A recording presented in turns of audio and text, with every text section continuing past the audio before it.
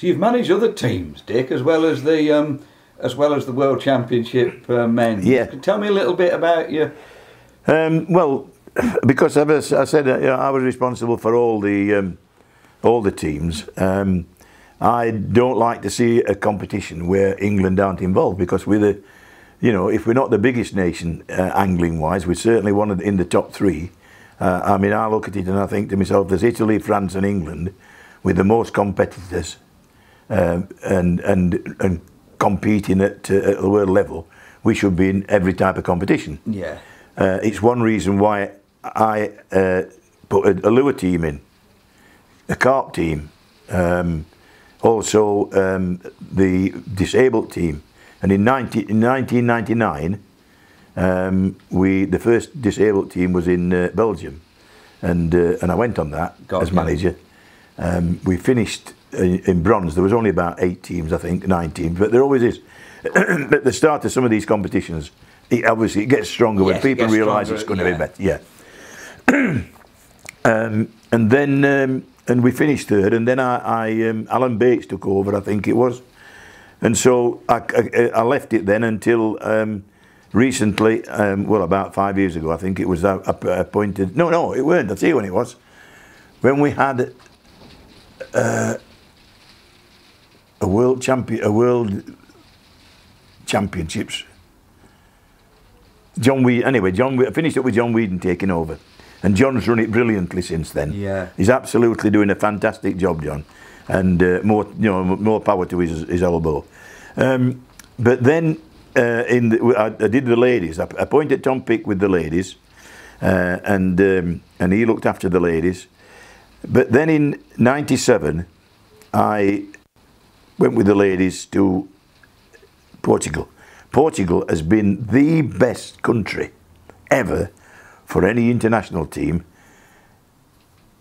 England-wise, we've won all sorts of things in Portugal. Absolutely been a tremendous venue. And we went to Portugal at Penacova, and it was absolutely brilliant. We were fishing for what did they call the fish? I forgot what they called the fish now.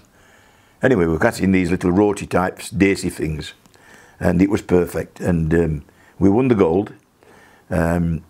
Wendy Locker won the individual, and I think it was not Sandra.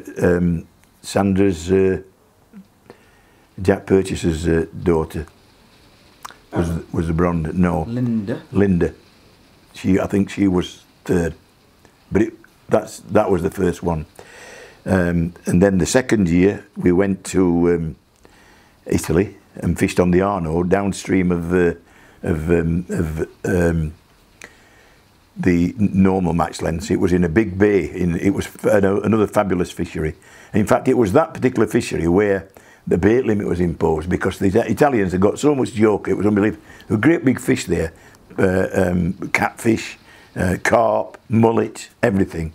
And they used 3 kilos of bloodworm, of joker, and you've never seen it. Every peg the Italians had, it was like a jacuzzi. Yeah. So they decided after that it was not feasibly possible. It was not financially possible for some teams to compete.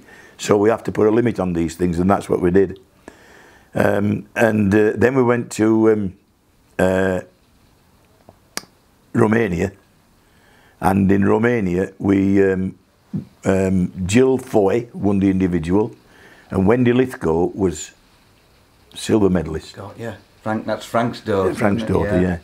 So we had 3 good years there, and I really, really enjoyed it. I mean, I had one session where, especially in Romania, where they had no idea, some of them, how to throw ground bait in. They were throwing it like at 9 and 10 metres, and there'd be one going at 20 metres up in the air and landing about 3 metres short. One would be 3 metres to the left, one to the right, one past it. It was unbelievable. But we got them, and Dennis White had Jill Foy, actually, because she was from Bartha, Jill, and Dennis had taken her under his wing, and he got her down on the playing fields, throwing balls of ground bait and making sure that she could throw it, and she was brilliant. So that was a fabulous session that I had with the ladies, and then I went with them to South Africa later on, when Dave Brooks, when I told Dave Brooks he could take over. Dave Brooks and myself and Joe Roberts went with them to South Africa. That was fantastic. But that was not part of me being manager. I was just going, I was like overseeing and I looked after all the travel arrangements and things. This recently when... no, this was, let me think, how long ago will that be? It's got to be at least 10, 12 years ago, that. Because Kaylee Smith got the bronze again. No, that was in the, Africa, yeah, that was, that was a couple of years ago, weren't it? When they, no, it was before that. Yeah. But then I looked after the veterans, and I started, and bearing in mind some of these competitions, I was part of the FIPS committee, the technical committee that started them, and this is one of the reasons why I want everybody to take part. Yeah. Even with the lure fishing team, there was a lure fishing team, and I thought, well, why not? We've got lure fishing people in England, let's go for that. And so we did that, and Mike Skippers took the first one. Exactly the same with the carp, but with the veterans at that particular time, because there's two age limits, which is a bit strange. I don't agree with that.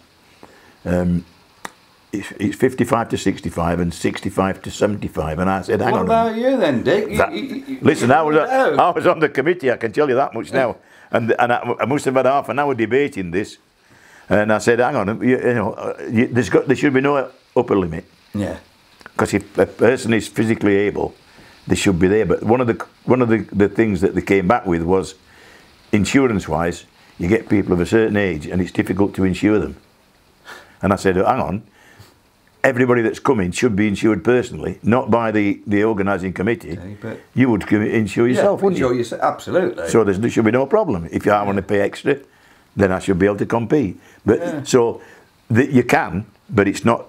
It doesn't say that on the entry form. Okay. It says 75, and anybody older than 75 can still go. It's daft, really. They should not do that. Well, yes. I mean, Donald Pearson, of course, recently passed away. He competed at 90 in the Division 2 National last year, and there was no reason. No reason why not. Well, he used to come with the vets, didn't he, Donald, with Harry Lodge every year. Yeah, Donald and his son both fits the Veterans National, which is, I think they're the only father and son to do that. Yeah. But, yeah, some good angles. It's one of the things that I thought about with the veterans, to be honest, John. When I started with the veterans and said, right, we're going to put a team in the vets, I was surprised that the likes of Kevin and Bob and others who qualified, because it was 60 years of age then, why don't they want to fish? They would be the first people to have won it with the nations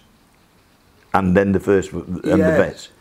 That's another record, isn't it, surely? Well, yes. Very much like golf, isn't it? Well, it is. But I thought to myself, is it because they don't want to be known to have got to that particular age? Be one of the pensioners as such. Yeah, but in 2008 we went to Portugal on the river, again on the same. It's a venue that's been used, I think, with the youth team, but it's so in the north of Portugal. This one. And it was a barbel thing, and you were catching barbel shallow, feeding.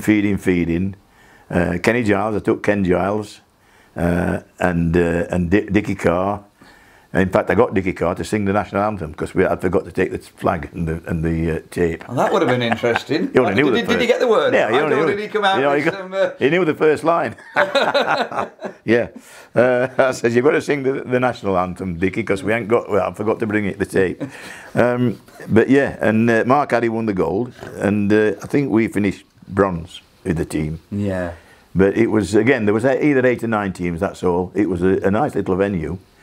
Yeah, and it just continued. It just developed from then. We went 3 or 4 years without winning it. In fact, 9, 10, 11. 9 and 10 we finished with silvers, and then again at the Penacova in Portugal. So it's another Portuguese one. Yeah. And the same with that the one in 2015. That was Portugal. We went to Penacova and Joe Roberts won the gold. And we won the gold as well, and that was a brilliant match.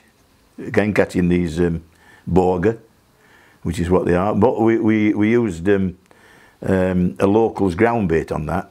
I mean, one of the things is, and I haven't mentioned it, is that during my time we've had 2 sponsors of ground bait. Early doors it was Van der Nine, but after that it was Census, and Census have been absolutely fantastic in supplying ground bait all over the Europe.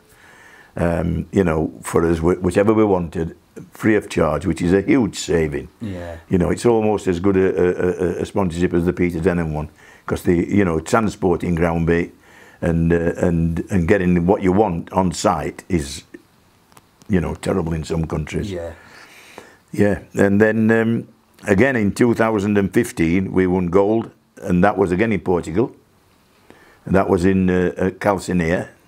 Is that, yeah, Calcinea. And Mark Downs won the gold. So we've had, you know, we've had a very successful, and I'm still going with the disabled, with the veterans.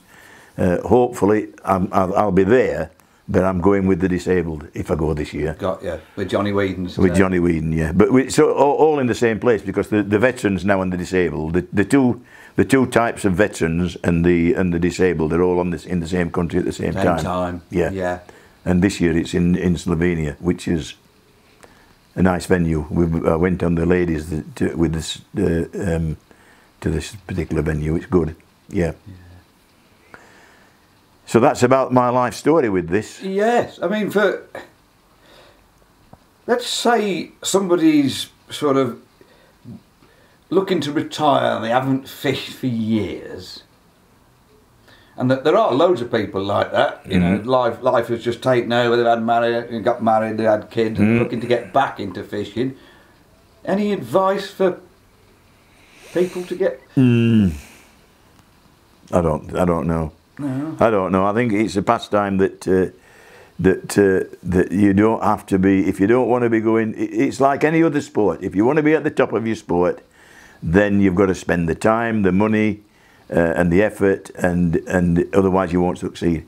But if you want to go just being pleasure fishing, getting out in the country, enjoying you know, what there is there, the environment, then angling's as good a way as any. And the good thing is that you've got a choice now. 30 years ago there were no commercial fisheries. Nowadays you've got commercial fisheries where you've got basically fishing shops on the bank in lots of cases, cafes, etc. And/or you can still go on the natural venues, which I'm glad to say are making a comeback now. There is more and more people going back to natural venues, which is a damn good thing. Because I thought that when I stopped going on the River Trent, I had a lot of success on the River Trent.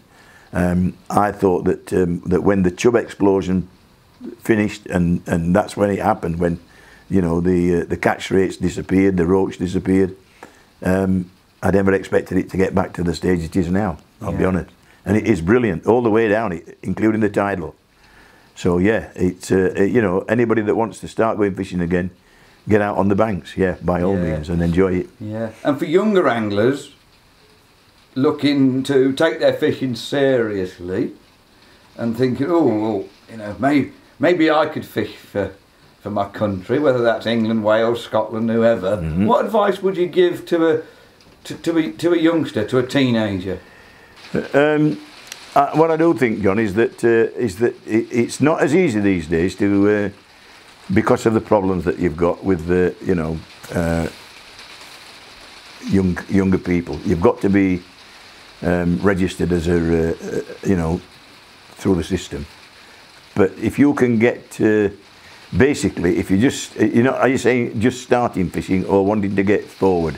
Wanting to move forward, once you've perhaps you've even been to a few Let's Fish events and you've caught a few fish and you actually think, oh, I'd love to become the best angler I can, you know.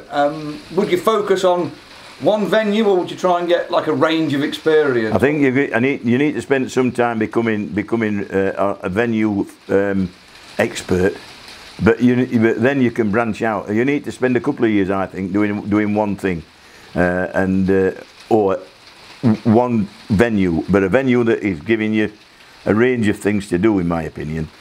And that way you can, and you also need to get You need to get tied up with some better anglers if you can. Join a club. Don't just join a club. Single one out. Find out who the good anglers are and try to get involved with them. Because generally these days, information is passed quite freely. In the olden days, when I was first started, it was like trying to draw teeth, weren't it, getting information from some people? Oh yes. Well, nowadays there's more and more information available.